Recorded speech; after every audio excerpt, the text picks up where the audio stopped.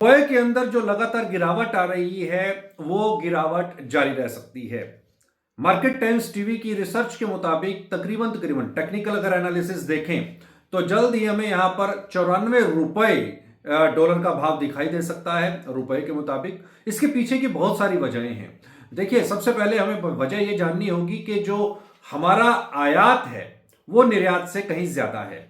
इसकी वजह से हमें हर जगह के ऊपर पे डॉलर की रिक्वायरमेंट रहती है आयात करने के लिए आइटम्स को। और सबसे बड़ी चीज देखिए, 2020 और 2021 से अगर मैं कंपैरिजन शुरू करूं तो 2020-21 के अंदर में जो सोना आपको 1200-1300 डॉलर प्रति औंस पर मिल रहा था वो अभी 4200 डॉलर प्रति औंस पर मिल रहा है। यानी कि यहां पर करीब करीब 3 गुना का इजाफा आ चुका है। चांदी की अगर मैं बात करूं तो 18 डॉलर के ऊपर पे चांदी चल रही थी, जो अभी फिलहाल 57 डॉलर के ऊपर पे चल रही है। तो ये दोनों आइटम्स ही नहीं, हमारे पास में हम जो इंपोर्ट करते हैं वो हम सोना और चांदी के अलावा जितने भी मेटल्स हैं, चाहे वो एल्यूमिनियम है, निकल है, लेड है और आपका जो रेयर अर्थ है, ये सभी हम इंपोर्ट ही तो करते हैं। और जब हम इनका इंपोर्ट बढ़ा रहे हैं, आयात बढ़ा रहे हैं, तो निश्चित तौर के ऊपर पे यहां पर इसकी वैल्यू तो बढ़ी ही रही है। उसकी जो कीमत हमें अदा करनी पड़ रही है वो बढ़ी हुई कीमत अदा करनी पड़ रही है।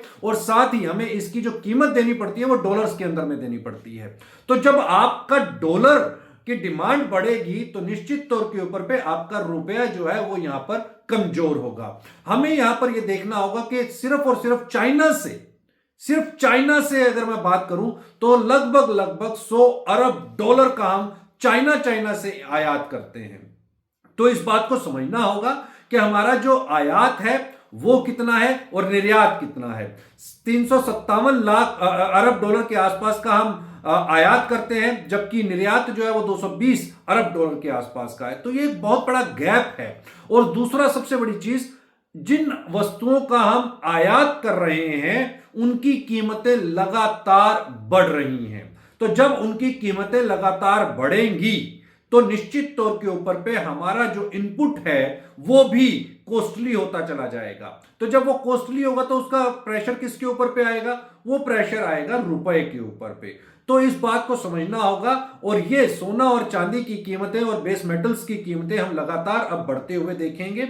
यहां पर जो जितनी तेजी के साथ में सोना, चांदी और अदर मेटल्स बढ़ेंगे तो निश्चित तौर के ऊपर पे उसका इंपैक्ट, रिवर्स इंपैक्ट हम रुपए के ऊपर पे देखेंगे। इसमें कहीं सरकार जो है वो जिस तरीके से मैं यूं कहूं कि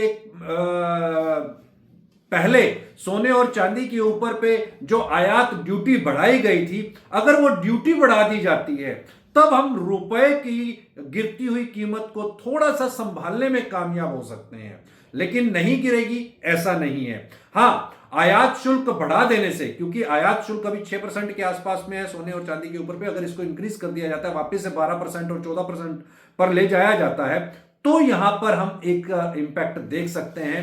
क्योंकि उससे डॉलर की हो सकता है कि डिमांड जो है वो कम हो। सोने का आयात के ऊपर पे अगर हम कहीं पर भी थोड़ी सी बंदिश लगा पाए तो वो कहीं ना कहीं रुपए को संभलने में मददगार साबित हो सकता है।